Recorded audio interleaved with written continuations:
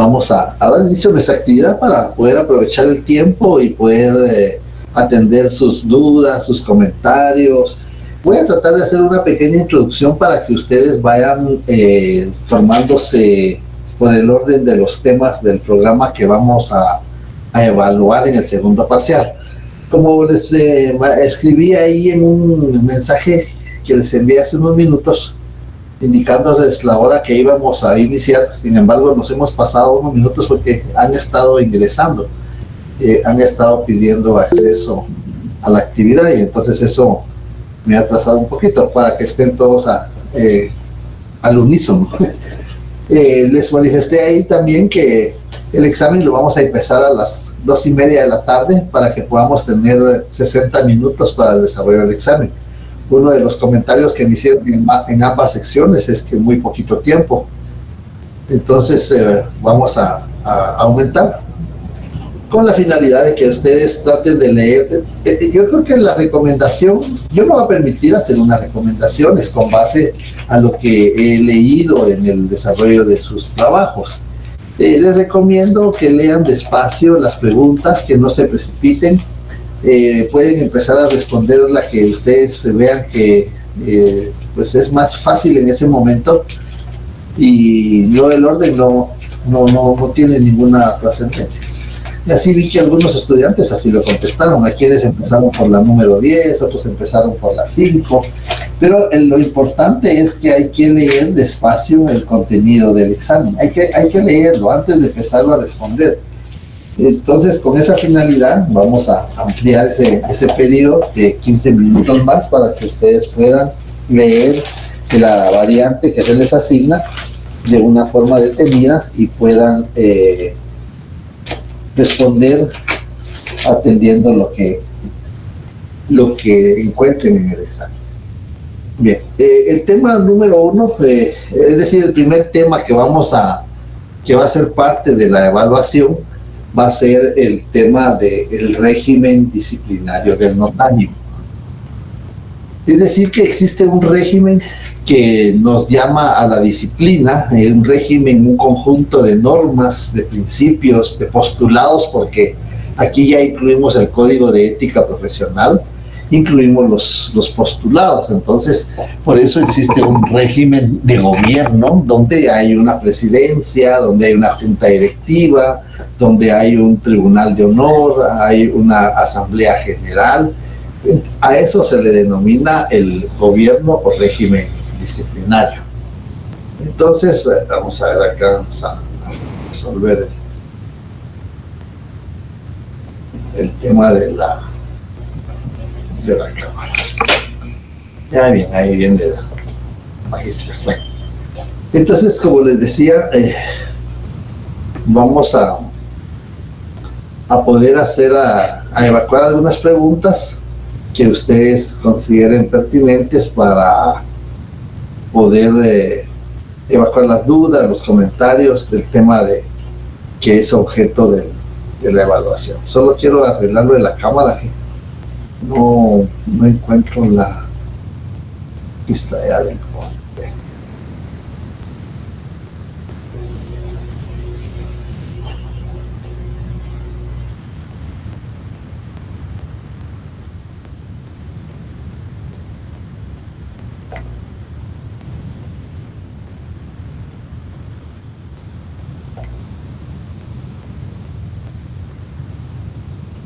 Ahí. Muy bien.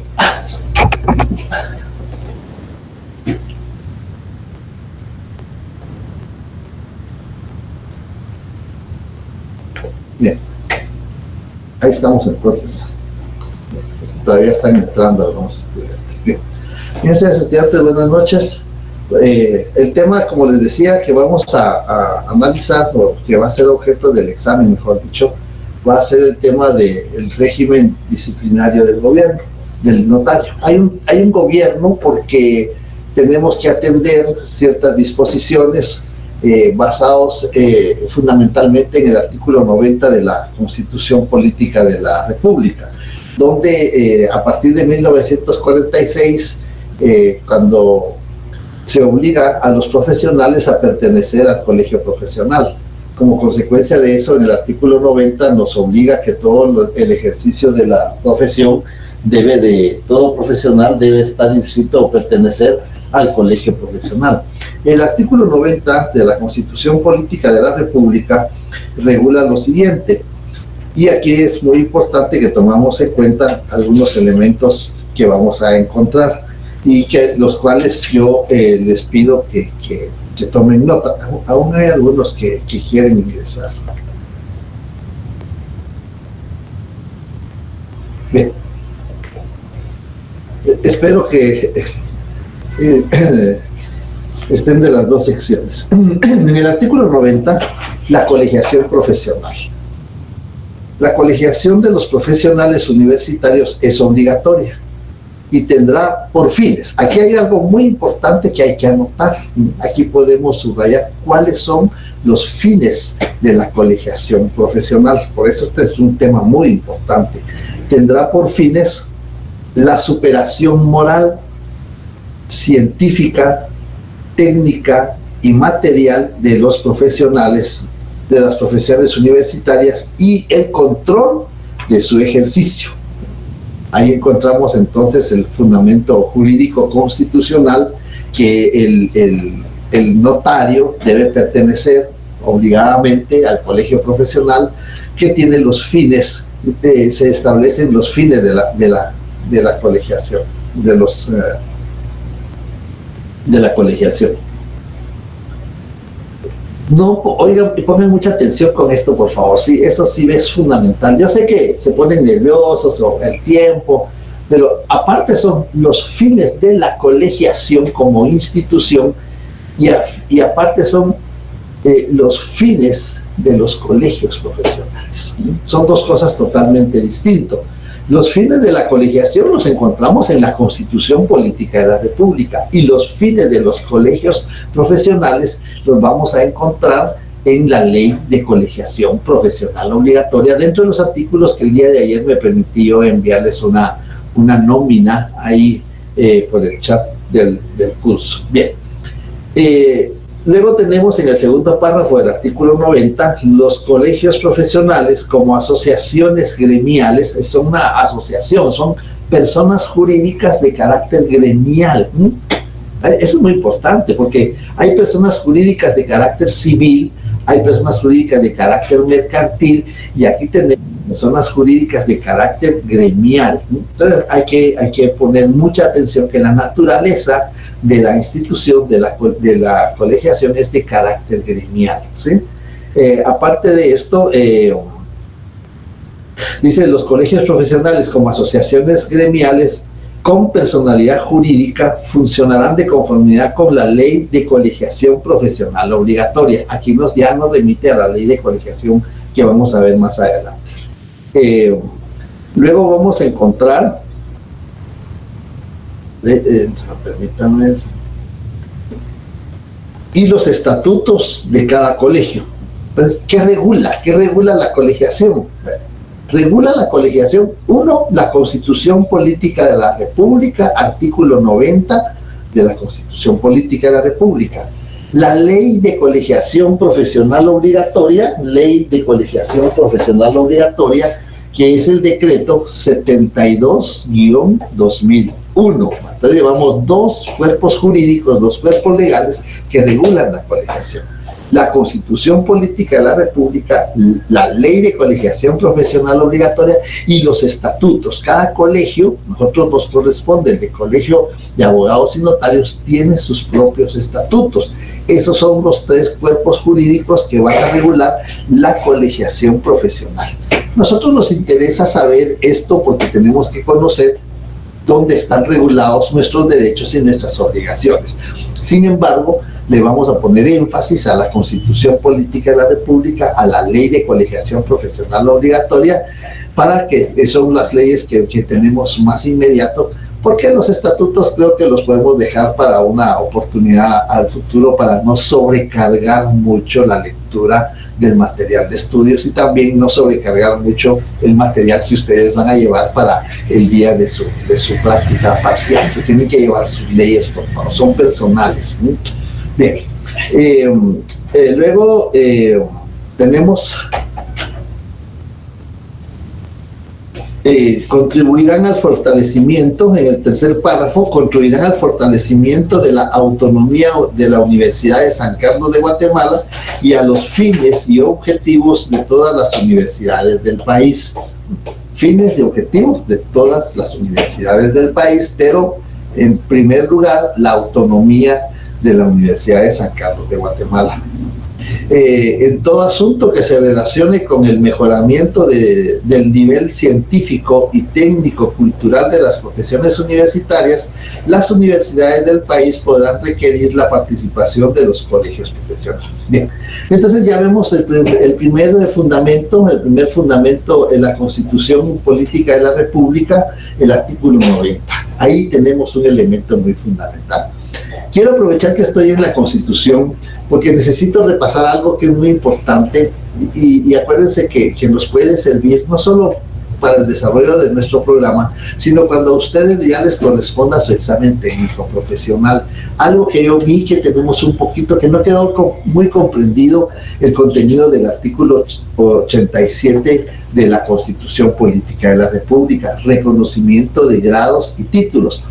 Uno de los requisitos para ejercer el notariado es haber obtenido el título facultativo, que es el procedimiento académico, científico y técnico que ustedes constantemente están desarrollando en las aulas universitarias, porque esa es la meta de ustedes, obtener el título facultativo.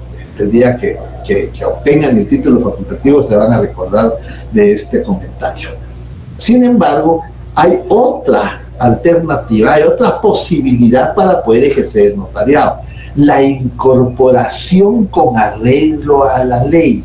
Son dos circunstancias totalmente distintas.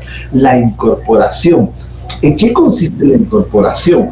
La incorporación con arreglo a la ley consiste en que un guatemalteco de origen, acordémonos que para ejercer el notariado se requiere ser guatemalteco de origen, que un guatemalteco de origen obtenga el título de notario en cualquier otra universidad fuera del territorio nacional, en El Salvador, en Panamá, en Argentina, en México, en Chile, muy buenas universidades, en España, en Italia, pues dan el título, ejercen el notariado latino. Entonces, si un guatemalteco de origen, es que esa es la esencia, ¿no?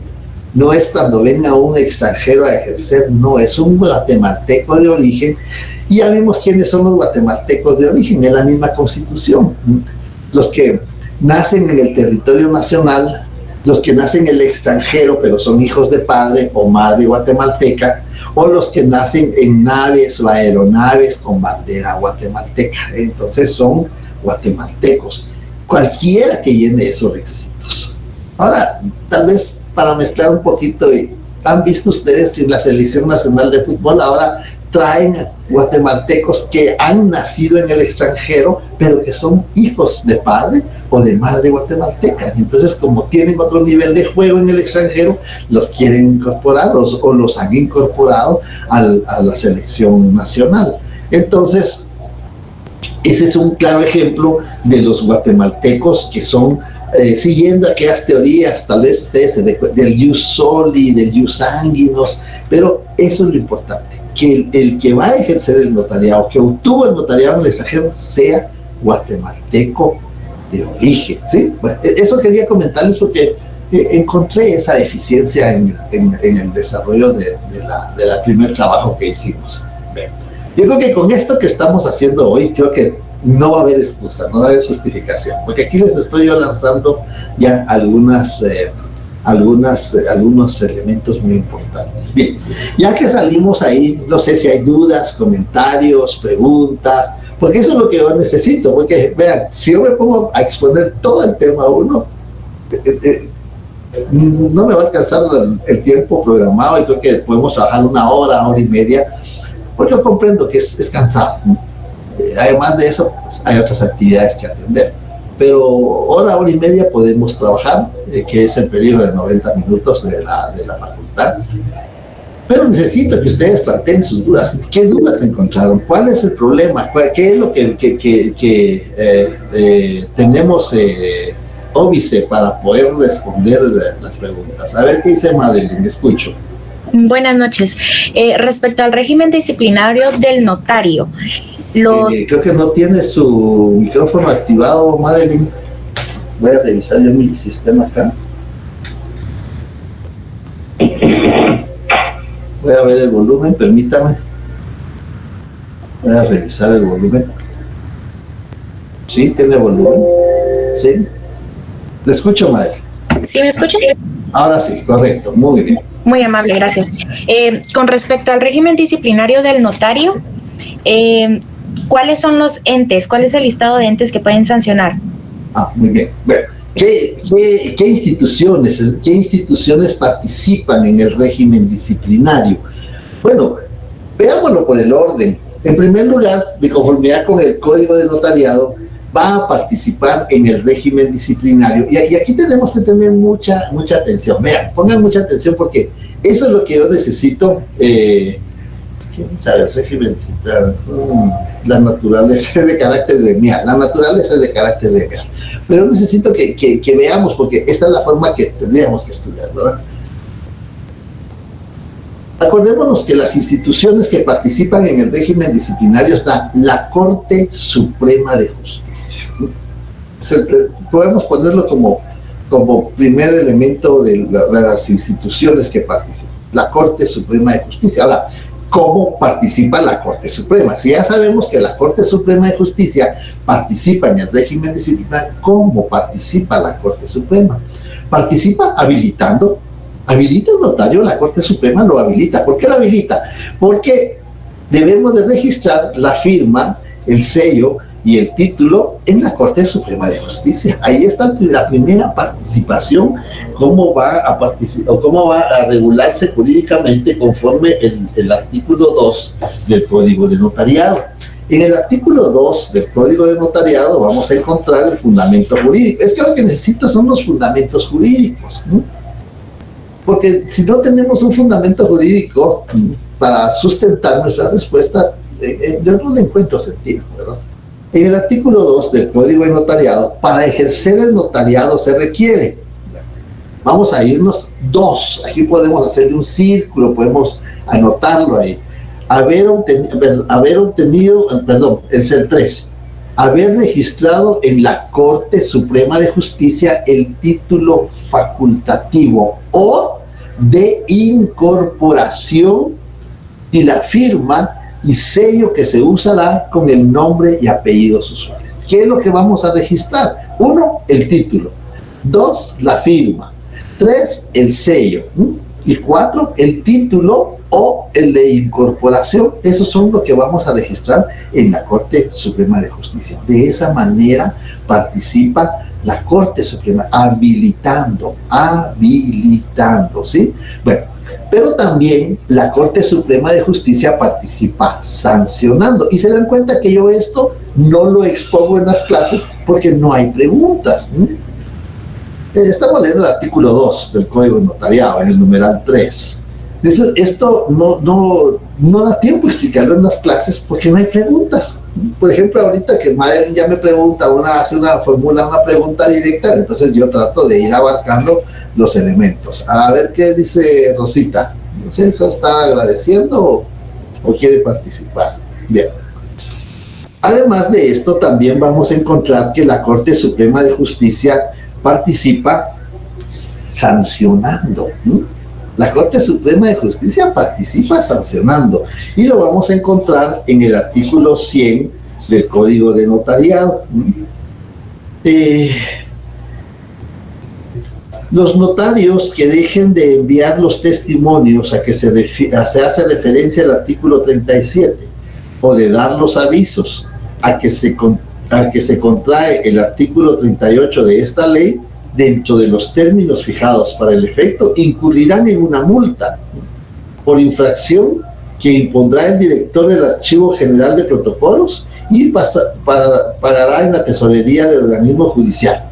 Aquí también participa la Corte Suprema de Justicia. Acordémonos que la Corte Suprema de Justicia tiene dos funciones: la función administrativa, que es en la que estamos ahorita, y la función jurisdiccional, ¿no? Cuando se integra por cámaras, cuando conoce los amparos, cuando conoce todos estos elementos de carácter procesal.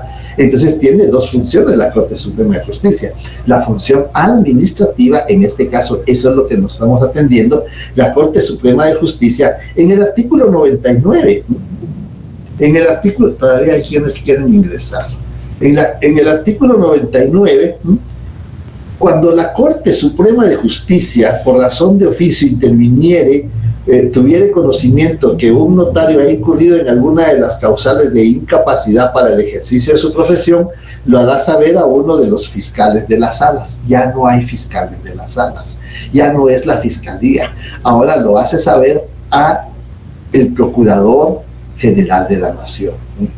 Vean los cambios que han habido dentro de la legislación. Fiscales de las salas ya no hay, los fiscales ahora están en el Ministerio Público, su función es otra, no es una función que tenga relación con este artículo, y entonces aquí quien conoce va a ser la Procuraduría General de la Nación.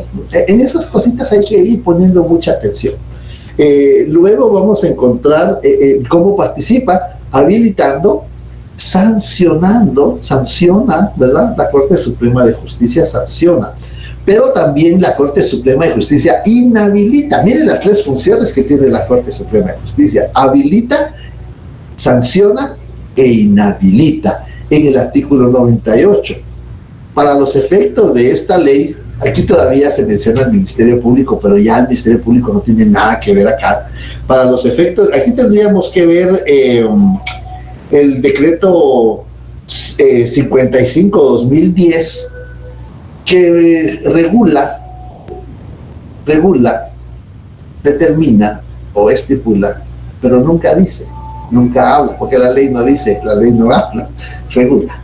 Este decreto 55/2010 regula que en todos los términos, en todos los artículos donde se lea Ministerio Público, en el caso del Código Procesal Civil, Código Notariado, se va a interpretar que es la Procuraduría General de la Nación. Bien, pero aquí menciona que para los efectos de esta ley, yo lo voy a leer ya conforme está integrando la ley: la Procuraduría General de la Nación o cualquier persona particular tiene derecho a denunciar ante la Corte Suprema de Justicia los impedimentos del notario. ¿Cuáles son los impedimentos del notario?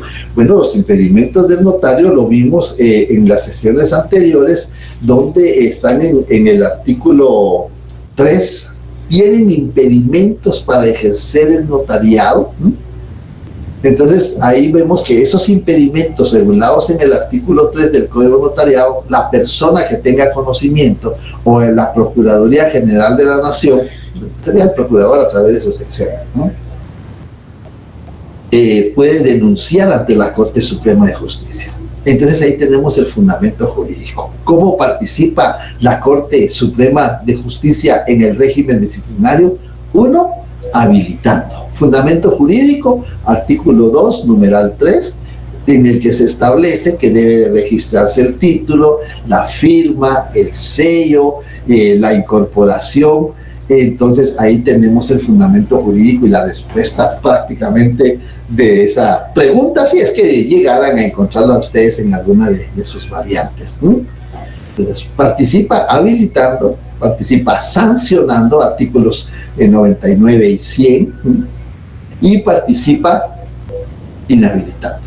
Pero la Corte Suprema de Justicia tiene otra característica más, otra forma de participar.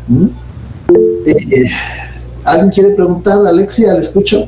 Sí, disculpe, ¿el fundamento de la inhabilitación de la Corte Suprema de Justicia en dónde se encuentra? Lo de la inhabilitación es un procedimiento, no es solo un fundamento. Tenemos que leer del artículo 98 al artículo 103, ahí está todo el procedimiento de los órganos que participan. Especialmente en el 98 y en el 99 encontramos, es más, en el 98 vamos a encontrar qué recurso cabe. Cuando la Corte Suprema de Justicia recibe una denuncia que un notario tiene impedimento para ejercer la función, va a dictar, por supuesto que acordémonos que el derecho de defensa es un derecho constitucional y es un derecho sagrado. Le van a correr audiencia al notario para que se pronuncie sobre la circunstancia, puede aportar las pruebas. Esta es otra cosa que les falta. Cuando decíamos en una pregunta que decía, ¿qué pasa si el notario se niega a extender una copia? ¿Qué pasa si el notario se niega a hacer la fase de consulta? Pues muchos me decían audiencia por 24 horas, pero el juez no va a dar audiencia por 24 horas. Hay que acudir al juez, hay que plantearle al juez. El juez va a resolver, ¿sí? ¿Qué quiere decir? Tiene que haber, aquí en este caso no sería una denuncia, porque si el notario se niega a hacer efectivo el principio constitucional, artículos 30 y 31 de la Constitución, se niega a hacer efectivo el principio constitucional de publicidad, que tiene dos fases. La fase de consulta, que está en el artículo 22 del Código de Notariado, y la fase de copias, que está en el artículo 73 del Código de Notariado. ¿Qué pasa si se niega a hacer efectivo una de estas fases? Bueno, la persona interesada acude a un juez de primera instancia, quien le dará audiencia por 24 horas al notario y quien dictará la resolución. Es decir, porque usted me responde, audiencia por 24 horas al notario, pero es que esa audiencia no sale así por así como que apareciera de un sombrerito un conejo, no. Tiene que haber un procedimiento, y lo mismo sucede acá. Pongan mucha atención porque lo mismo sucede acá. Supónganse que viniera una pregunta, explica el procedimiento para decretar el impedimento de un notario. ¿Ante quién? Ante la Corte Suprema de Justicia. ¿Quién puede denunciarlo? Cualquier persona particular, el Procurador General de la Nación. Y aquí está audiencia del notario que se le está señalando esa circunstancia, porque el derecho de defensa es constitucional. No podemos obviar ese derecho de defensa. Bien, pero también les decía que la Corte Suprema de Justicia tiene otra forma de participar. Voy a resumir, todavía hay quienes quieren ingresar. Voy a resumir. Participa habilitando, participa sancionando, participa inhabilitando, y la cuarta forma de participar de la Corte Suprema de Justicia es rehabilitando. Aquel notario que ha sido condenado, es decir, ya la sentencia está ejecutoriada, ya no hay recurso pendiente que plantear, el notario que ha sido condenado por alguno de los delitos que están regulados en el numeral 4 del artículo 3 del Código de Notariado, pueden pedir su rehabilitación. Es decir, vean, la legislación es tan noble. Muchos extranjeros se sorprenden y dicen, la que noble la legislación, lo inhabilitaron por cometer un delito y todavía le dan la oportunidad. La respuesta es difícil. La rehabilitación es difícil. Y vamos a ver.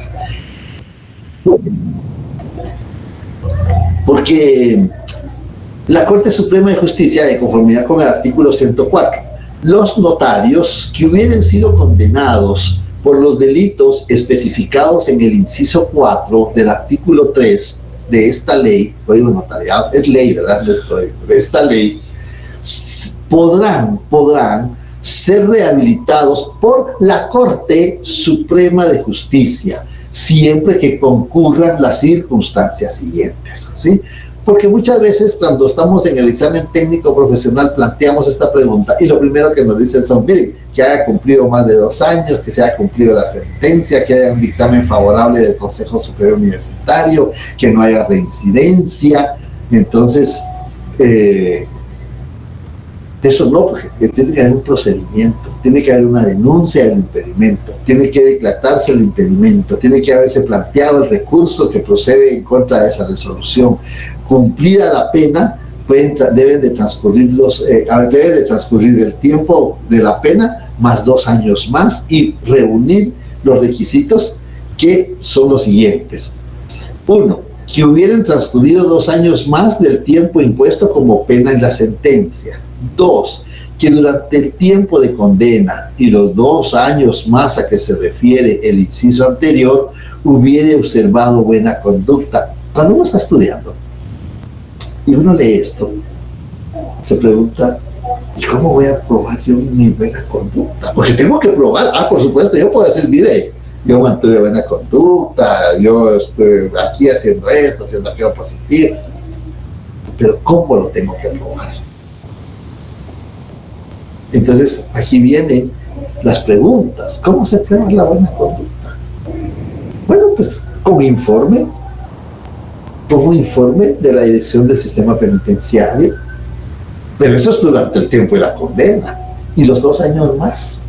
¿Cómo voy a probar yo que después de los 2 años he tenido buena conducta? Con declaraciones juradas. Propongo la declaración jurada de personas honorables. Entonces vemos aquí es donde surgen las preguntas. También, por supuesto, antecedentes penales, antecedentes policiales, por supuesto que también son, muchas gracias por el aporte, son elementos que hay que presentar en el expediente. Bueno, y luego dicen, todavía quieren ingresar algunos. Bueno, les decía, todavía nos falta que no hubiera reincidencia. Acordémonos que el Código Penal regula cuando hay reincidencia, cuando hay habitualidad en el caso de las acciones penales. Entonces, esto tenemos también cómo demostrar, y aquí es donde viene lo de los antecedentes penales, ¿verdad? Y antecedentes policiales, que no hay reincidencia.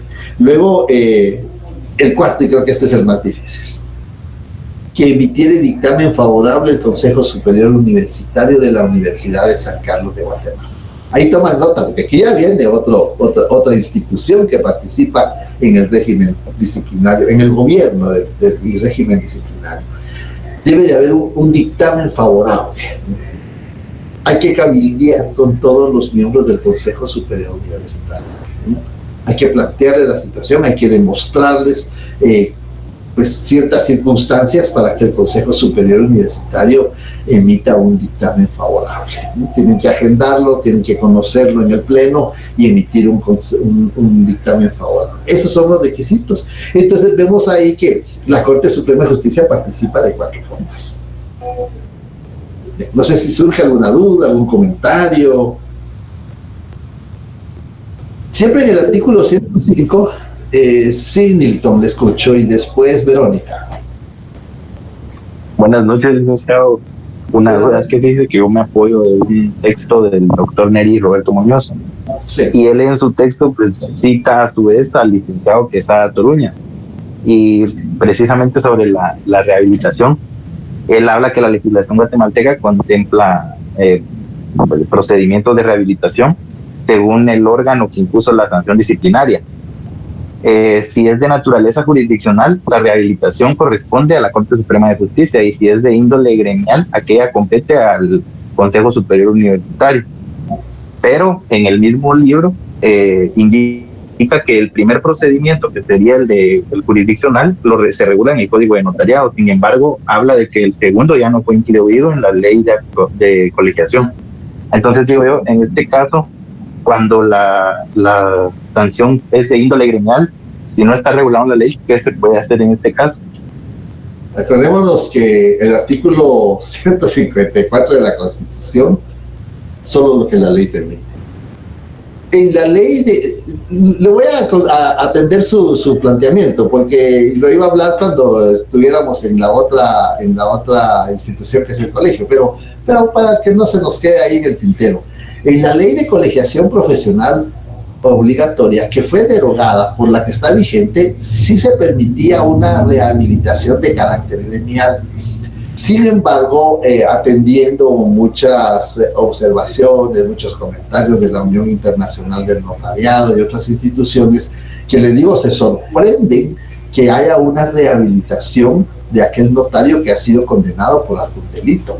Ellos se sorprenden, ¿no? Les decimos, mire, el trámite es bien difícil, con solo conseguir el dictamen favorable, pero ya el legislador ya no incluyó una rehabilitación de carácter gremial. ¿Qué quiere decir? Si el colegio profesional nos inhabilita definitivamente, lo que sucedió es que ahora el colegio profesional nos puede inhabilitar temporalmente y definitivamente. Temporalmente, al vencerse el plazo y al cumplir los requisitos de presentar la solicitud y algunas circunstancias que hay que acreditar, el notario vuelve a rehabilitarse. Pero cuando ha sido inhabilitado definitivamente, ya no hay rehabilitación. Lo felicito que esté leyendo el libro de nuestro estimado amigo, nuestro querido maestro, fue mi maestro, fue el presidente del Instituto de Derecho Notarial también, y es un buen libro, nos orienta bastante, pero hay cosas que han cambiado. Ya atendimos a Nilton, no sé si con eso queda satisfecho, Nilton, si no, vamos por el orden a Verónica. Sí, licenciado, muchas gracias. De acuerdo, Nilton. Sí, Verónica, le escucho. Buenas noches, licenciado. Fíjese que me quedó, bueno, la verdad no le entendí a la explicación que dio del Consejo Superior Universitario. No sé si me lo podría explicar nuevamente, por favor. Claro. Para cumplir los requisitos que requiere el artículo 104 para la rehabilitación de aquellos notarios que han sido inhabilitados por haber sido condenados por alguno de los delitos regulados en el numeral 4 del artículo 3 del Código de Notariado, pueden plantear su solicitud de rehabilitación ante la Corte Suprema de Justicia, de conformidad con el artículo 99 del Código de Notariado. Al plantear la rehabilitación tienen que cumplirse ciertos requisitos. Primero, que debe de haber una resolución que el notario no puede ejercer por tener impedimento. Luego, esa resolución, debe de haber una sentencia que condene al notario por alguno de los delitos regulados en el numeral 4 del artículo 3.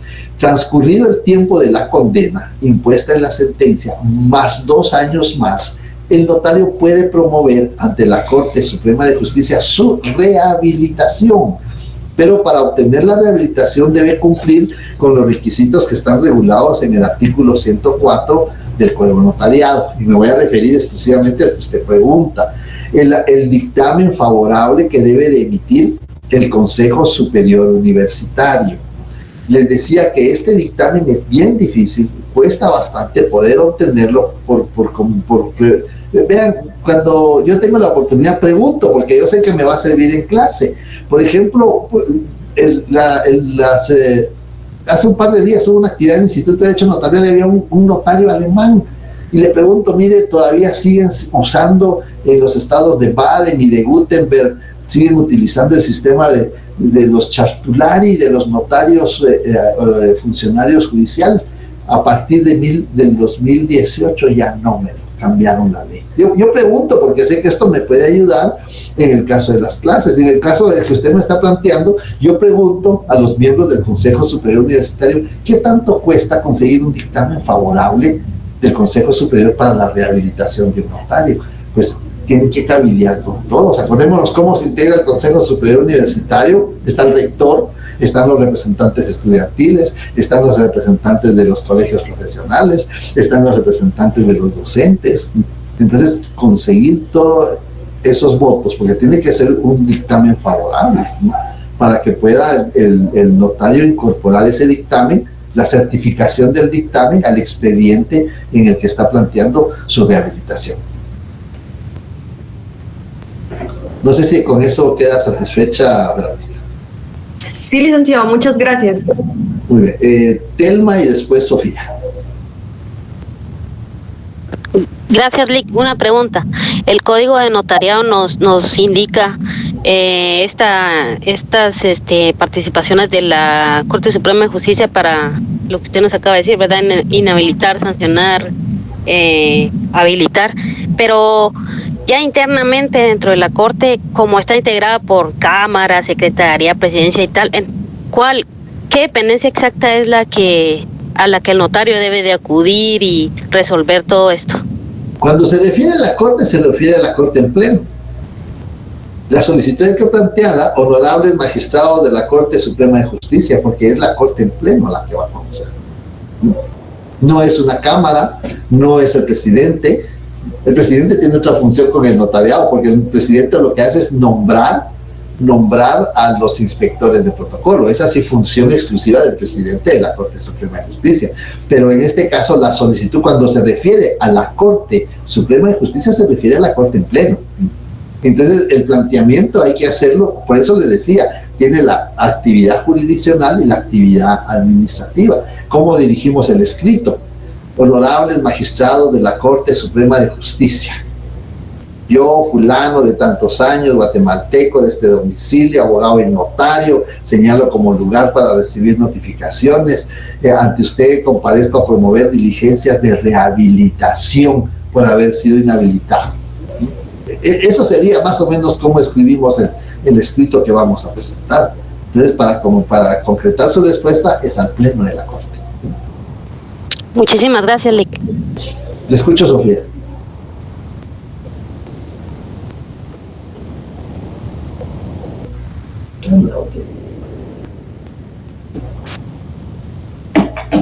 Le escucho, Sofía.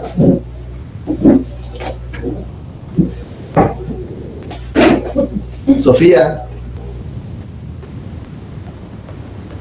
Bueno, mientras que Sofía, a ver.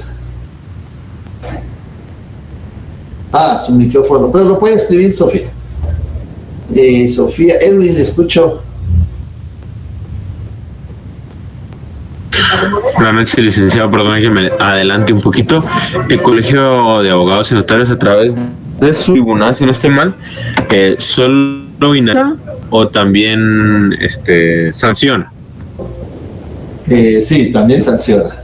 También sanciona. El Colegio de Abogados también sanciona. Ya vamos a ver de qué manera participa el colegio profesional. Vamos a terminar con la Corte Suprema, ya no nos falta mucho, y entonces ya le voy a atender su planteamiento, porque el colegio profesional también tiene distinta forma de participar.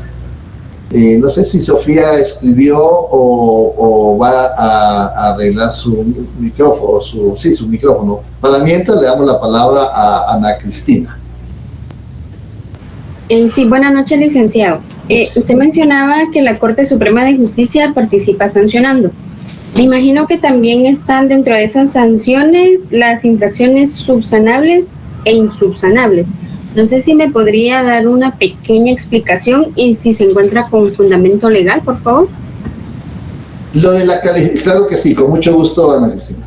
Con la relación de la denominación de subsanables e insubsanables, no tenemos un fundamento jurídico, pero es lo que sucede cuando se practica, y de veras aquí sí nos vamos a adelantar un poquito porque ese es el último tema, cuando se practica la revisión de protocolo.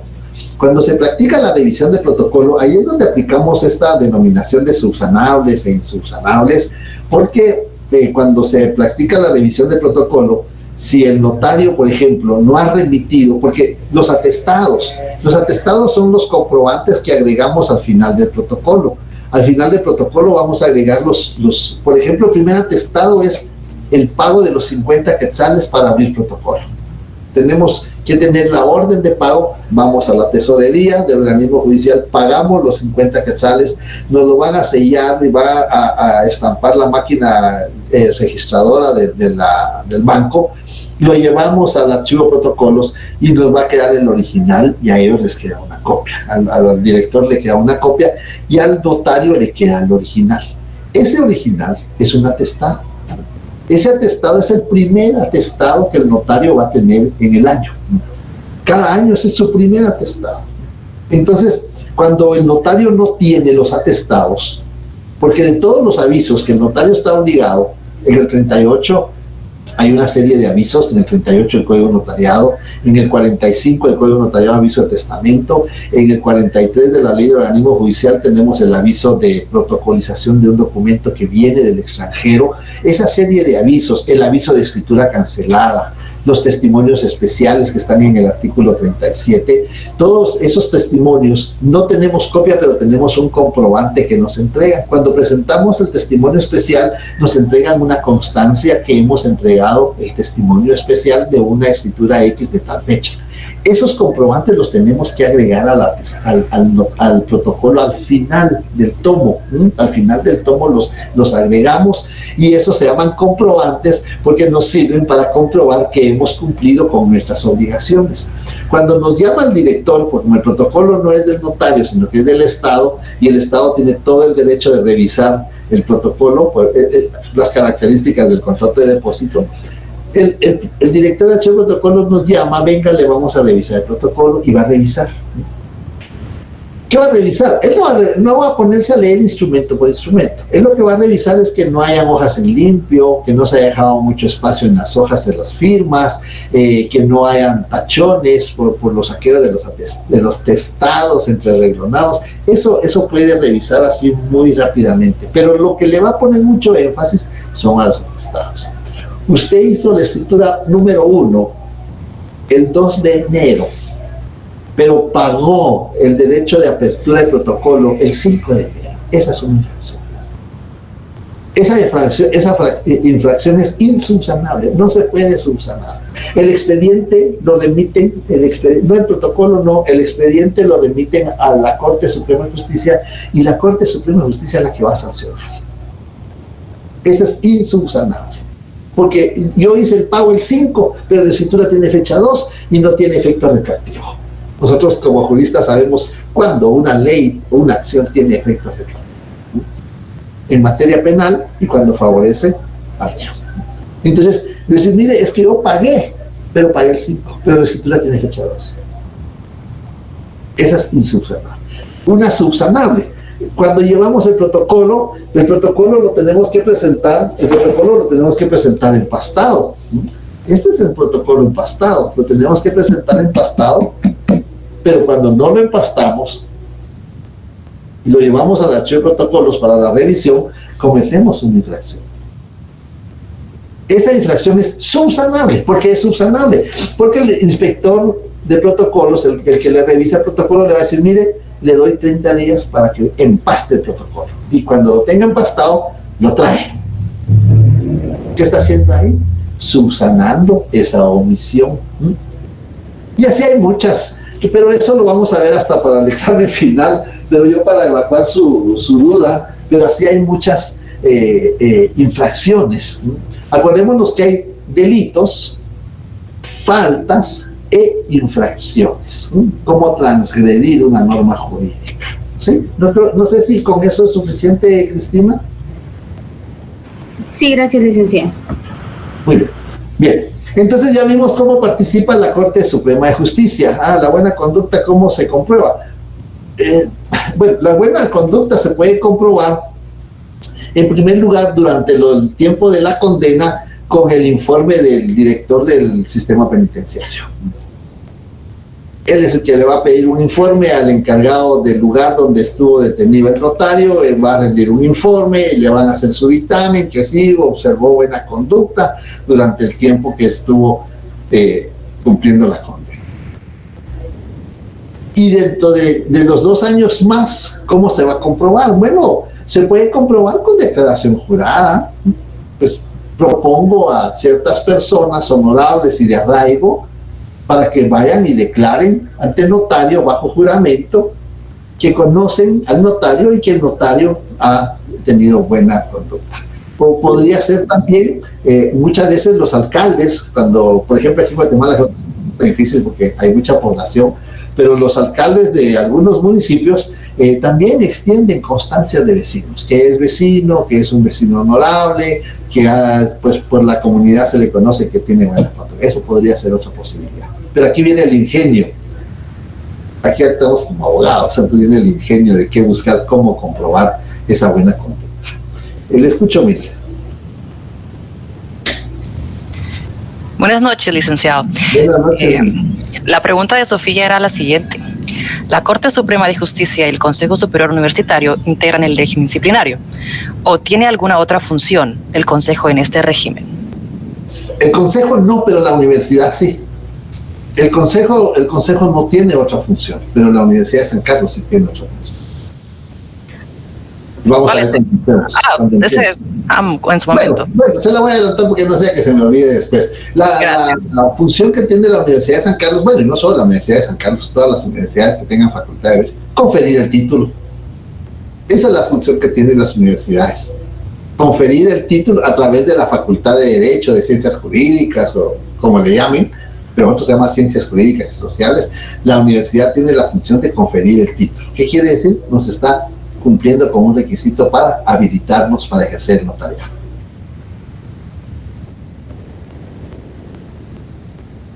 Muy bien. Ahora sí ya se activó el micrófono de Sofía. Yo creo que estábamos esperando de que... sí, Ahora sí, licenciado, perdón. bueno, después le doy la palabra a usted y Jonathan. Sí, Sofía, le escucho. Era la misma pregunta que le había hecho mi compañera porque mi micrófono no servía, pero yo le dije que si podía preguntarle. Pero era esa nada más si el Consejo actuaba más en este régimen o no, pero ahora ya le respondí. Muchísimas gracias. De acuerdo, Sofía. Entonces, Jonathan, creo que era, ¿no?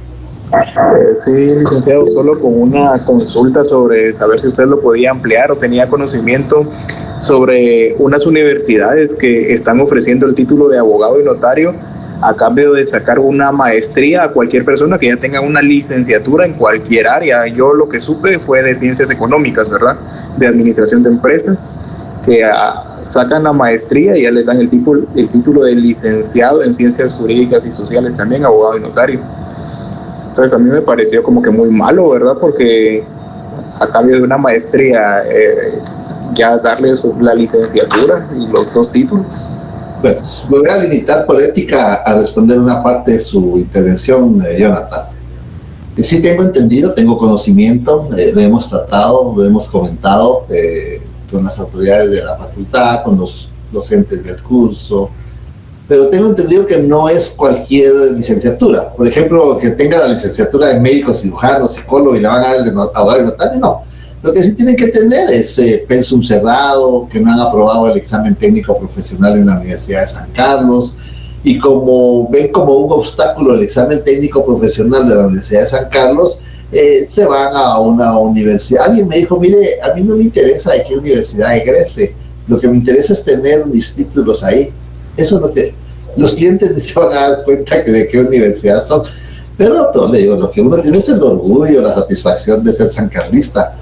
Pero sí es lamentable que ahí tiene que ver el Consejo Superior de Consejos de Colegios Profesionales, quien tiene la fiscalización de las universidades privadas, otorgar los títulos. Pero tengo entendido que no es cualquier licenciatura, tienen que tener aprobado o la licenciatura. Es que en la facultad pueden graduarse de licenciados en ciencias jurídicas y sociales, nada más. ¿Qué quiere decir? Elaboran la tesis, presentan la tesis, sustentan el examen público de tesis y le dan el grado académico de licenciado en ciencias jurídicas y sociales, pero no han sustentado el examen técnico profesional. Entonces ya con la licenciatura de la Facultad de Derecho de la Universidad de San Carlos, van a otra universidad, se inscriben en un posgrado y ese es el requisito para que les otorguen el título.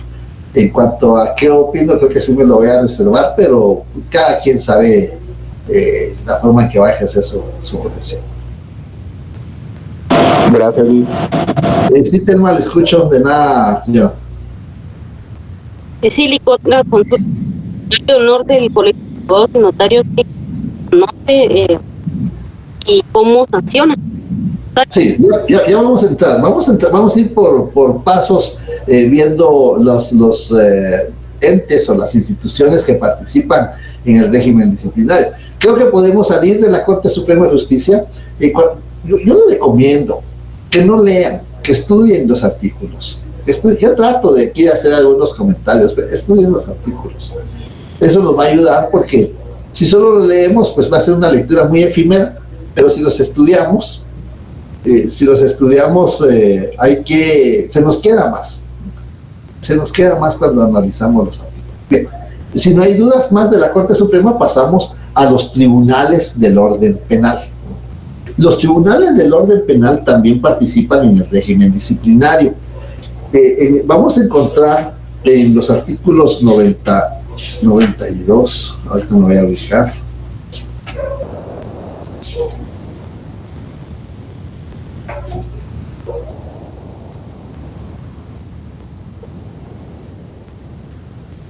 Los tribunales del orden penal participan porque cuando dictan un auto de procesamiento, acordémonos que ahí hay una incompatibilidad. Aquí tenemos que tener cuidado con esto. Hay incompatibilidad en aquellas circunstancias que son temporales, que están reguladas en el artículo 4 del Código de Notariado.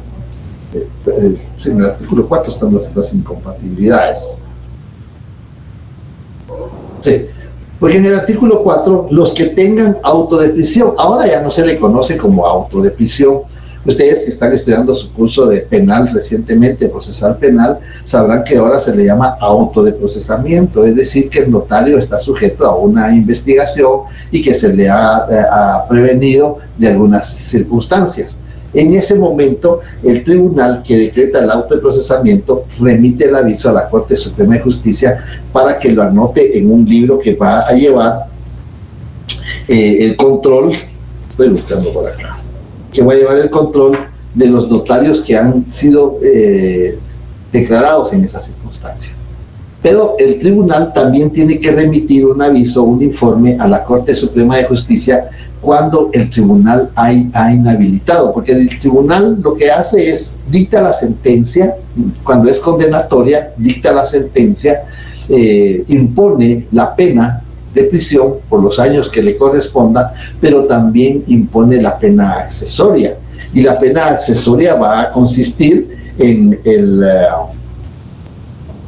la inhabilitación del ejercicio profesional. Ahí va a conocer entonces el Tribunal de Orden Penal y remitiéndole el aviso a la Corte Suprema de Justicia. Esa es la forma en que participan los tribunales del orden penal, nada más los tribunales del orden penal, al dictar la sentencia.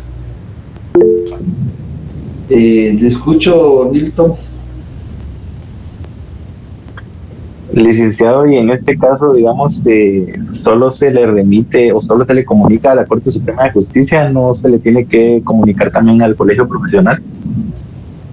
En el Código Notariado está regulado que se le notifica a la Corte Suprema de Justicia. Yo me imagino que sí, por lógica, se le tendría que notificar al colegio profesional.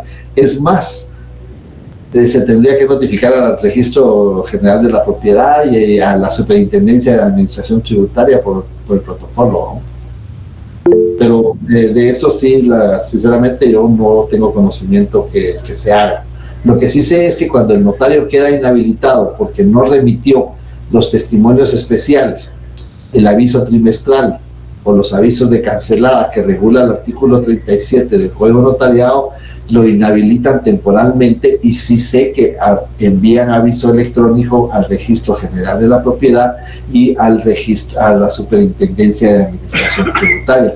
Pero esto es producto de convenios que han suscrito entre las instituciones.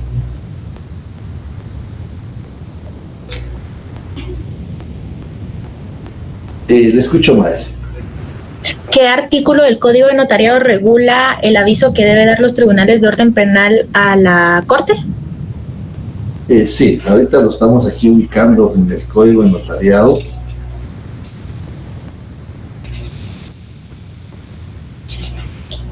Sanciones, aquí lo vamos a encontrar. En el artículo 102, la Secretaría de la Corte Suprema de Justicia llevará un libro en el que se asentarán las resoluciones que sancionen las infracciones en que incurren los notarios, o copia de las que dicten otros tribunales. Ahí está el fundamento al final. En el artículo 103, para los efectos de la suspensión en caso de delito, los tribunales que conozcan del asunto comunicarán a la Corte Suprema de Justicia el auto de prisión o sentencia que dictaren en contra del notario. 102, 103 de los fundamentos jurídicos. Yo creo que con esto sí, el que no saque 30 puntos, 40, 30, está bien. El que no saque 30 puntos en el examen, eso que no puso atención. Bien, entonces ya salimos de la Corte Suprema, ya conocimos los tribunales del orden penal, solo del orden penal, por favor, ¿sí? Porque hay quienes me resulta poner hasta los de familia, pero los de familia no tienen nada que ver, todo que el notario le fije en alimentos. A ver qué dice. Sí, pero ¿qué? Dependemos de la nota. Sí, ya sé. Bueno, pero ahí van por el 40, vamos por el 49, dice. Bien. Otra institución que participa, ahora sí, es el colegio profesional. El colegio profesional, el Colegio de Abogados y Notarios de Guatemala, participa, aquí sí vamos a ver de qué formas participa. Participa habilitando, así es, participa habilitando porque nos da el número de colegiado, con base al artículo 90 y el artículo 1 con 90 de la Constitución y 1 de la Ley de Colegiación Profesional Obligatoria, nos otorga el número de colegiado. Cuando nos inscribimos o nos registramos o pertenecemos al colegio profesional, se nos confiere un número de colegiado. Entonces ahí estamos cumpliendo un requisito habilitante que, si bien es cierto, no está en el Código de Notariado, pero está en una norma superior, que es la Constitución Política de la República. Pero también participa sancionando. Participa sancionando porque el colegio profesional, aquí está, el colegio profesional, y con base al artículo 25, que está dentro de los artículos que me permití consignarles, con base al artículo 25 tiene un procedimiento para sancionar, sanciones y rehabilitaciones. Rehabilitación ya. En el artículo 25, las clases de sanciones, alguien me preguntaba si el colegio podía sancionar. Sí, el colegio puede sancionar. Las clases de sanciones a imponer a los colegiados por quejas ante el Tribunal de Honor son sanción pecuniaria, una multa, ¿verdad? Una multa, sanción pecuniaria. Amonestación privada, llaman al notario en el pleno de la junta directiva del colegio profesional, y en una sesión ordinaria pues, le llaman la atención, una amonestación privada. Le previenen qué conducta que atente contra el decoro y el prestigio de la profesión pues manifestó el notario, y le previene. Es una amonestación, y esa amonestación queda anotada en el libro del Tribunal de Honor.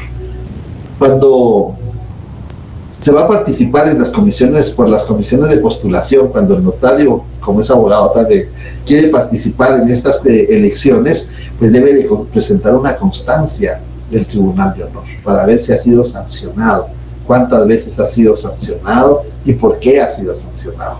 Pero por eso es el Tribunal de Honor el que extiende esa constancia. Entonces hay una amonestación privada, amonestación pública. Se llama amonestación pública porque ya no solamente llaman al notario y le previenen su conducta antiética, sino que lo publican en el diario oficial. Alguien me dirá, pero ¿y quién lee el diario oficial? Si nosotros que tendríamos que leer el diario oficial, a veces no lo leemos, casi siempre no lo leemos, pero solo cuando nos interesa buscamos algo que nos interesa, pero la publicación se hace en el diario oficial, y ahora el diario oficial es electrónico.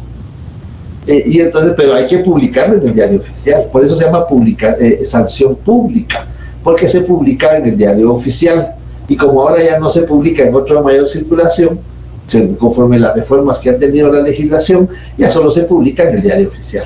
Bueno, pero ¿quién paga esa publicación? Porque es el colegio no va a pagar, no, hay que pagar la publicación, y tienen que publicar la resolución. No es sentencia porque no es órgano jurisdiccional, pero tiene que publicar toda la resolución, que tiene todas las características de la sentencia, los considerandos, los portantos, las resoluciones, y es una publicación onerosa. ¿Quién la paga? La tiene que pagar el notario la tiene que pagar, y si no la paga, no le dan su constancia de colegiado activo. Entonces, esa es una amonestación pública. Luego viene una suspensión temporal y luego viene una suspensión definitiva. Aquí en el mismo artículo 26, las clases de sanciones a imponer a los colegiados por quejas ante el Tribunal de Honor son sanción pecuniaria, amonestación privada, amonestación pública, suspensión temporal en el ejercicio de su profesión y suspensión definitiva. La suspensión temporal en el ejercicio de su profesión no podrá ser menor de 6 meses ni mayor de 2 años. Como dicen ahora, le ponen cepo por 6 meses o por 2 años. No puede ejercer la función notarial. Y tiene parámetros de 6 meses a 2 años. Bien. Luego, en el siguiente párrafo, la suspensión definitiva conlleva la pérdida de calidad de colegiado activo, siempre que se relacione con la profesión y la decisión sea tomada por las 2/3 partes de los miembros del Tribunal de Honor. Ahí está el requisito para decretar la suspensión definitiva. Y no hay rehabilitación, no sé por qué aquí en el capítulo menciona sanciones y rehabilitaciones, pero no hay rehabilitación. Una vez ha sido suspendido definitivamente el notario, ya no puede rehabilitarse. Era lo que comentaba, creo que Jonathan hacía el comentario que lo había leído en el libro del doctor Neri Muñoz, que en paz descanse. Bien, entonces el colegio profesional, sí, Freddy, lo escucho. Feliz noche, licenciado, ¿me escucha? Le escucho. Okay, justamente estaba pensando en esto de la sanción definitiva. ¿Podemos tomar la sanción definitiva como un sinónimo de inhabilitación, Lic, o no? Y si es así, entonces también el colegio profesional puede inhabilitar y no solo la Corte Suprema de Justicia. Entonces, esa es mi pregunta. Por supuesto, es una inhabilitación. Bueno, pero no puede, si ha sido inhabilitado, no puede ejercer la función notarial, porque uno de los requisitos es que usted, cuando uno va a los tribunales, ¿qué es lo primero que le pide el notificador? Permítame su carnet. Bueno, ahí en el carnet que a uno le dan, que uno presenta, ahí está hasta qué fecha está uno colegiado activo. Y si hay suspensión, pues me imagino que el colegio profesional hará saberlo a través de algún aviso a la Corte Suprema, para la Corte Suprema lo hace saber a los tribunales, al registro de la propiedad, porque acordémonos que está en juego la seguridad jurídica, y por eso me imagino yo que sí tienen que remitir avisos correspondientes. Lic, pero siguiendo con la pregunta, en este caso, cuando hay una suspensión definitiva, no se sigue el procedimiento que establece el Código Notarial para la rehabilitación, ¿verdad? Porque es distinto órgano y distinto procedimiento. Exactamente. Aquella rehabilitación es para los notarios que han sido condenados por algunos de los delitos que están regulados en el numeral 4 del artículo 3, exclusivamente. Ayer mencionamos otra clase de delitos, pero esos delitos no están en el numeral 4. Entonces, si es condenado por alguno de esos delitos, no podría aplicarse la rehabilitación que regula el artículo 104 del Código Notarial. Bien, entonces vamos viendo. ¿Sí le escucho, Rodolfo? Muchas gracias, licenciado. Entonces, para aclarar, existen dos procesos entonces para suspensión. Sería sí, en un colegio y en otro. Sí, para inhabilitar al notario, sí. El de la Corte Suprema de Justicia y el del colegio profesional. Muchas gracias. Muy bien. Entonces vemos ahí que el colegio profesional participa habilitando, participa sancionando, y ahí están las clases de sanciones que puede imponer, y participa suspendiendo temporal o definitivamente. Bien, entonces ya salimos de ahí de los, vemos aquí en el programa, tenemos tribunales, se refiere a los tribunales de orden penal, tenemos la Corte Suprema de Justicia, el colegio profesional, la rehabilitación, la impugnación y los recursos. Bueno, en la ley de colegiación profesional obligatoria hay dos recursos que están regulados en los artículos que me permití remitirles. En el artículo 27 de la ley de colegiación profesional obligatoria está regulado un recurso que puede plantear el notario, y en el artículo 36 también de la ley de colegiación profesional también hay otro recurso que puede plantear el notario. En el Código de Notariado, tenemos también los recursos regulados en el artículo 90, en el artículo 105. El expediente de rehabilitación se tramitará ante la Corte Suprema de Justicia y contra la resolución que dicte no cabrá más recurso que el de responsabilidad. Ahí tenemos un recurso. También en el artículo 106 tenemos regulado otro recurso. 107. El notario que pidiese liquidación de honorarios, el juez ordenará a la Secretaría para que informe si se ajusta al arancel.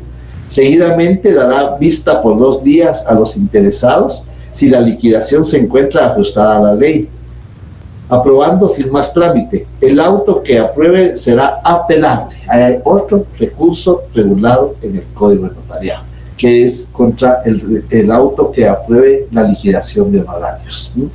Es decir, aquí hay un procedimiento. En el 107 está regulado un procedimiento. El notario presenta su liquidación de honorarios ante el juez. ¿Qué juez? Pues tiene que ser un juez de instancia civil o de paz civil. Ahí tenemos que aplicar la cuantía. Los juzgados de paz civil conocen aquellos asuntos hasta 50,000 quetzales. Por supuesto que hay cuantías especiales. Coatepeque, Santa Lucía, Consumarguapa, tienen cuantías especiales. Hay un acuerdo de la Corte Suprema de Justicia que determina esas cuantías especiales. Y los juzgados de instancia del departamento, de las cabeceras departamentales, hasta 50,000 quetzales. Perdón, de paz hasta 50,000 quetzales. De 50,000 quetzales con 1 centavo en adelante van a conocer los juzgados de instancia civil. Entonces, dependiendo cuánto está pidiendo el honorario, el notario, liquidación de honorarios, si son hasta 50,000 quetzales, lo va a plantear en un juzgado de paz, aquí en la capital. Si es más de 50,000 con 1 centavo, le corresponde al juzgado de instancia. Le escucho, Rosita. Licenciado, con respecto a lo que estaba hablando de los artículos 27 y 36 de los recursos, es referente a la rehabilitación, ¿verdad? No, son recursos que tiene regulada la ley de colegiación profesional obligatoria, pero no es no es por la rehabilitación. La ley de colegiación profesional obligatoria no tiene regulado rehabilitación.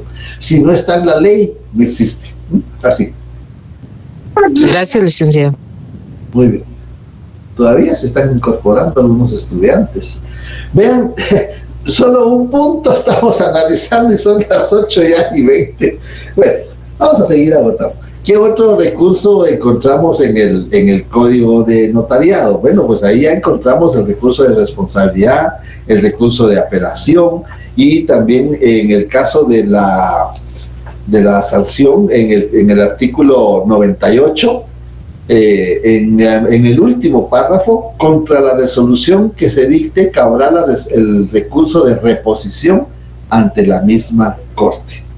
Claro, sin perjuicio de una acción de amparo que puede presentarse, pero eso es diferente. Esa es acción, ya no es recurso. Entonces, ahí tenemos el punto número... Wow, ahí me están escribiendo, creo que de Japón o de algo así. Hemos visto las impugnaciones. Sí, Telma, lo escucho. Curso de reconsideración está ahí en el código, ¿verdad? ¿Y que se también aplica aquí? Sí, también aplica. ¿Lo ubicó en el artículo? Sí, es el 100. Muy bien. Yo tratando de aprovechar el tiempo, ¿verdad? Porque solo un punto hemos visto. Entonces, nos tocaría ver el punto de la función notarial, pero ese punto es un poquito más extenso. Entonces, ustedes me dicen. Es que de veras, como en la clase ya tenemos pues, menos tiempo y aquí hay más participación, veo. Aquí hay de las 2 secciones, estudiantes de las 2 secciones.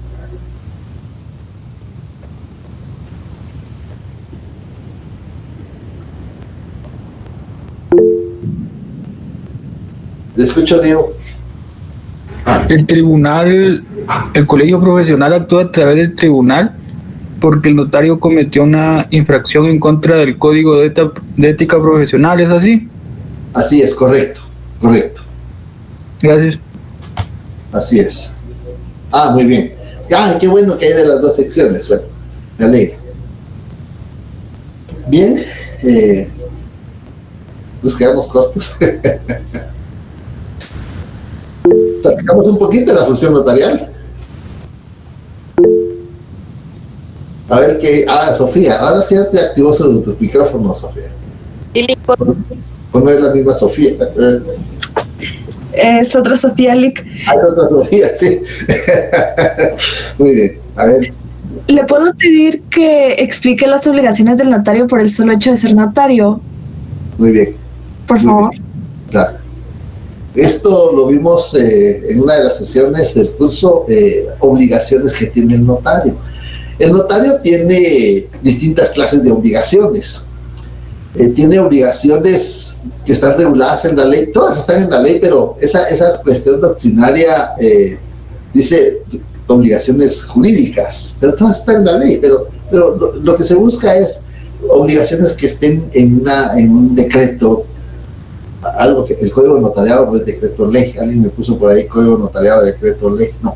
Entonces les decía, ¿y por qué hay obligaciones que están en la ley ordinaria, pero hay obligaciones que están también en la ley de ética profesional, que son obligaciones deontológicas? En las leyes, en las obligaciones propias de ser notario, vamos a encontrar, por ejemplo, la colegiación profesional. Esa es una obligación propia de ser notario. El momento que ustedes les imponen su bonete, las autoridades de la facultad ya son notarios. Por supuesto que abogados también, pero ya son abogados, ya son notarios y ahora tienen una obligación. ¿Qué obligación tienen? Cumplir con el artículo 90 de la Constitución Política de la República, colegiarse. Esa es una obligación propia de ser notario. Otra obligación propia de ser notario es pagar los 50 quetzales de apertura de protocolo que está regulado en el artículo 11 del Código Notariado. Obligación propia de ser notario. Pagó apertura de protocolo, ya tiene sus hojas de protocolo, llega el primer trimestre, ya se venció el primer trimestre, no autoricé ninguna escritura. No autoricé ninguna escritura. Tengo una obligación propia de ser notario. Tengo que remitir un aviso de conformidad con el artículo 37 del Código Notariado, remitir un aviso a la directora general de protocolos, manifestándole que no autoricé ninguna escritura durante ese trimestre, primer trimestre del año. Y resulta que sí autoricé escrituras, autoricé 10 escrituras, entonces también tengo que remitir un aviso con base al mismo artículo 37 del Código Notariado, cuál fue la última escritura que autoricé en el primer trimestre. El primer trimestre termina el 30 de marzo. ¿Y cuál fue la última escritura que autoricé durante ese trimestre? Entonces le voy a informar a la señora directora del Archivo General de Protocolos que la última escritura que autoricé en el primer trimestre del año 2024 fue la número 10 de fecha 3 de marzo del año en curso. Guatemala, 30 de marzo del año 2024. La firma y el sello del notario. Esa es obligación propia de ser notario. Otra obligación propia de ser notario es cuando salimos del territorio nacional. Salimos del territorio nacional y vean, muchas veces decimos, ¿para qué van a dar ese aviso? Ni me lo piden. Pero resulta que, por pura casualidad, alguien en el extranjero, donde el lugar donde fue el notario, le pide que autorice un instrumento público. ¿Qué es lo que tiene que tener? Una hoja de papel bond y un bolígrafo, y acordarse del curso notariado y redactar el instrumento público. Es una escritura. Es una escritura. Alguien me dice una vez, fíjese, licenciado, que en el privado me preguntaron cuál es la escritura que no tiene número. La que autoriza en el extranjero. Esa no tiene número. ¿Por qué no tiene número? Porque no está en el protocolo. Está en papel simple. Pero empezamos en la ciudad de Buenos Aires, el 7 de abril del año 2024, ante mí, notario, comparece, fulano. Es una escritura. Lo que no tiene es número, porque no está en el protocolo. Esa es una obligación propia. Cuando salimos del territorio nacional, la obligación propia de ser notario es remitir un aviso. Remitir un aviso al Archivo General de Protocolos. Que me voy a ausentar. No tenemos que decir a dónde vamos. No tenemos que decir con quién vamos. No tenemos que decir a qué vamos. Solo que nos vamos a ausentar del territorio nacional y dónde dejamos el protocolo. Eso es lo que tenemos que hacer. ¿Dónde dejamos el protocolo? Pues lo dejo con la notaria, con el notario, o lo dejo con el director de archivo de protocolos. Esas son obligaciones propias de ser notario. Esas son obligaciones que están en la ley. Pero también hay obligaciones deontológicas que están en el Código de Ética Profesional, en el artículo 40 hay obligaciones para el notario. Veamos en el artículo 40, ya que usted pregunta al respecto. Artículo 40, prohibiciones. El notario debe de abstenerse de obligar directa o indirectamente al cliente a utilizar sus servicios notariales, facilitar a terceros el uso del protocolo, ocultar datos de interés al cliente o a las partes del acto o contrato. Y así tiene una serie de obligaciones que tiene el notario deontológicamente. Y las otras obligaciones que tiene el notario es cuando autorizamos una escritura, un instrumento público. Cuando autorizamos un instrumento público hay obligaciones previas, simultáneas y posteriores. Eso lo vamos a ver más a fondo cuando entremos a Notariado 2 y veamos cómo redactar una escritura, porque ahí vamos a redactar la escritura, vamos a ver cuáles son las obligaciones previas y cada una de estas circunstancias. No sé si con eso queda satisfecho Sofía Eunice. Por mucho, Lic, muchas gracias. De acuerdo. Le escucho, Madre. ¿Cuál es el fundamento legal para el pago de la apertura de protocolo? 11 del Código Notarial. Perfecto. Y ahorita mencionó dentro de las obligaciones deontológicas el artículo 40, pero no me quedó claro de qué código. ¿Código de ética? Ok, gracias. Bueno, muy bien. Pregunten, que me estoy quedando. Qué hidratado. A ver, Celeste, levanta la mano, ¿qué dice Celeste? Buenas noches, licenciado. Perdone, fíjese que a mí honestamente no me quedó claro los requisitos de forma, de fondo, los esenciales y los no esenciales. No sé si me los podría explicar. Muy bien. Vea, cuando el notario va a redactar un instrumento público, tiene que cumplir ciertas formalidades. Por eso se llama protocolo. Ustedes han oído protocolo de seguridad, protocolo de salud, protocolos de distribución de algunos materiales. Es que son requisitos, son formalidades. En el artículo 13 hay requisitos que van concatenados con el protocolo, porque no todos los instrumentos los autorizamos en el protocolo. Hay instrumentos que autorizamos en papel bond. Ayer hablábamos al respecto, tamaño carta, tamaño oficio. Pero los que autorizamos en el protocolo tenemos que cumplir los requisitos, las formalidades que están en el artículo 13. Formalidades que están en el artículo 13. Ahí encontramos las formalidades del protocolo.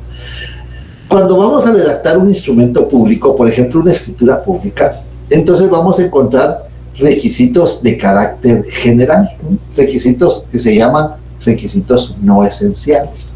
Se llaman no esenciales porque se pueden enmendar.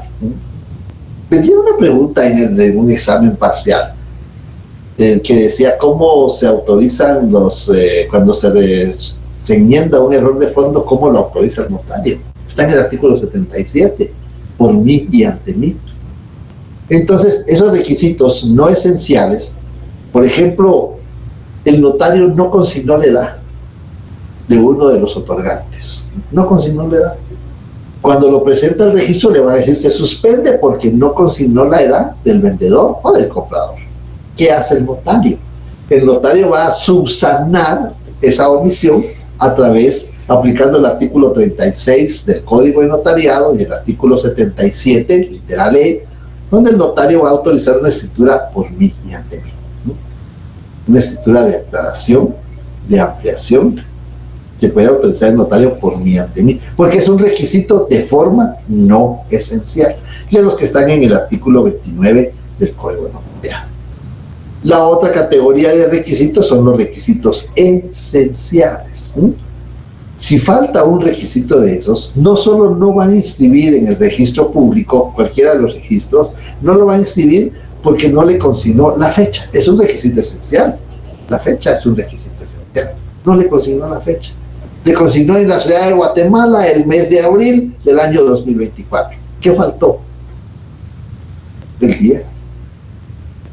La fecha se compone por día, mes y año. Pero solo consignó el notario en la ciudad de Guatemala el mes de abril del año 2024. Ese es un requisito esencial. ¿Y se puede subsanar? Sí, pero aquí tienen que comparecer las personas que firmaron. Tienen que comparecer. Esos son requisitos esenciales. Pero si no se enmienda, además que el registro no lo va a inscribir, da la opción de plantear la nulidad dentro de los 4 años, con base al artículo 33 del Código de Notariado. Plantear la nulidad del instrumento público, nulidad de forma, porque el notario no cumplió con un requisito esencial. Y luego vienen los requisitos especiales. Los requisitos especiales son en el caso del testamento. Por ejemplo, una escritura de compraventa no lleva hora, pero el testamento sí. Entonces el testamento es un requisito especial, consignar la hora. La hora. Otro requisito especial, 2 testigos instrumentales. En el artículo 51 del Código Notariado se determina que el notario puede asistirse de testigos. Puede asistirse de testigos. Es decir, si quiere lo hace, si no, no puede.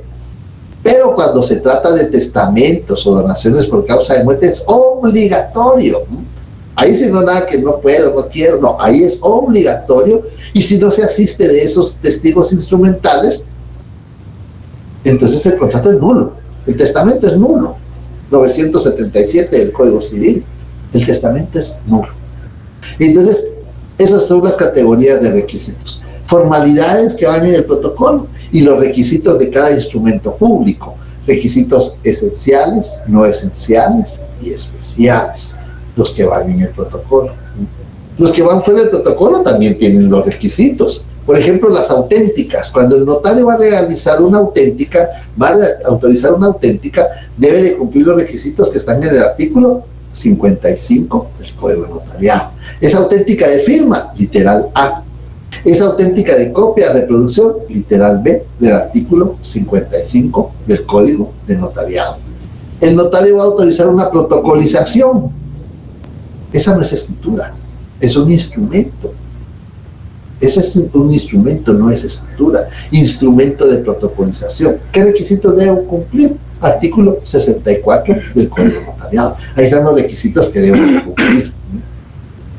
Y si el notario va a autorizar una transcripción del acta notarial que autoriza el testamento cerrado, ¿qué requisitos debo de cumplir? Pues ahí sí me salgo el Código Notariado y viene el derecho notarial aplicado, que nos va a regular. El derecho notarial aplicado regula requisitos de forma, no es cualquier ley, cualquier artículo, no, es un artículo que está en otra ley que no es Código Notariado, pero que regula requisitos de forma. Y entonces nos vamos a ir al artículo 962 del Código Civil. No sé si con eso aclaro un poquito la inquietud en cuanto a los requisitos de los instrumentos. Sí, gracias, licenciado. Sí. Bueno, yo creo que lo vamos a ir dejando por ahí. Ya me está llamando el cafecito allá en el fondo. Ya es hora del café. Usted me dice, a ver qué dice. Dale. Licenciado, el otro sábado también tenemos una clase, ¿verdad? Que sería la última. O sea, igual que esta. El 20. El 20 les había ofrecido, sábado. Ok. Gracias, Lick. Sí. Bueno. Pero si tienen... Sí. Licenciado, disculpe, buenas noches. Sí, buenas noches. No, solo para agradecerle de su tiempo, muchas gracias, la verdad muy productivo el repaso. Ustedes ganan, yo gano. ¿Qué voy a ganar yo? La satisfacción. Y que ustedes, yo sé que ustedes pueden hacerlo. Yo sé que, como alguien me dice ahí, dependemos del primer parcial, pero yo sé que lo pueden hacer.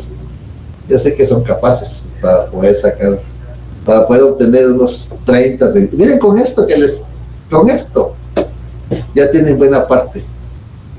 Y nos falta la función notarial, nos falta la fe pública, y la relación notarial. Muchas gracias, licenciado, por tomarse el tiempo. Muchísimas gracias, licenciado. Bendiciones. Gracias, licenciado. Gracias, igual. Nos vemos. Gracias, licenciado. Buenas noches.